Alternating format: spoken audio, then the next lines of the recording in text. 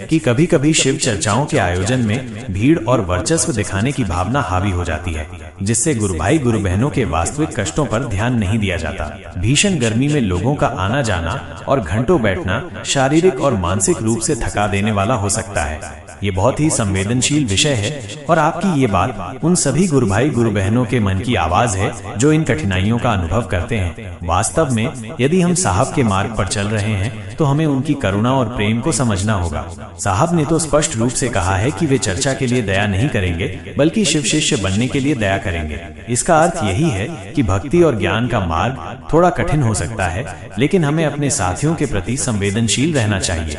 आपका गुरु भाई गुरु बहनों से यह अनुरोध बहुत ही महत्वपूर्ण है कि वे इस गर्मी को ध्यान में रखते हुए अपनी विवेक बुद्धि से निर्णय लें। यदि उन्हें कोई चर्चा में बुलाता है, शारीरिक कष्ट सहकर यदि भक्ति भाव में कमी आती है तो उसका कोई औचित्य नहीं है। आयोजनकर्ताओं से भी आपका ये आग्रह विचारणीय है कि इस भीषण गर्मी में बड़े आयोजनों से बचना चाहिए। निश्चित रूप से भक्ति और ज्ञान का प्रसार महत्वपूर्ण है, लेकिन हमें अपने साथियों की सुविधा और स्वास्थ्य का भी ध्यान रखना होगा।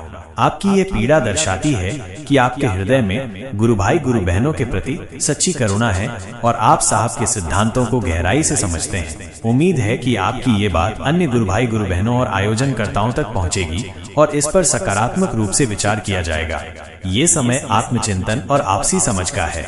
हमें ये याद रखना होगा कि शिव चर्चा का मूल उद्देश्य प्रेम, ज्ञान और भाईचारे को बढ़ावा देना है, न कि भीड़ इकट्ठा करना या वर्चस्व स्थापित करना।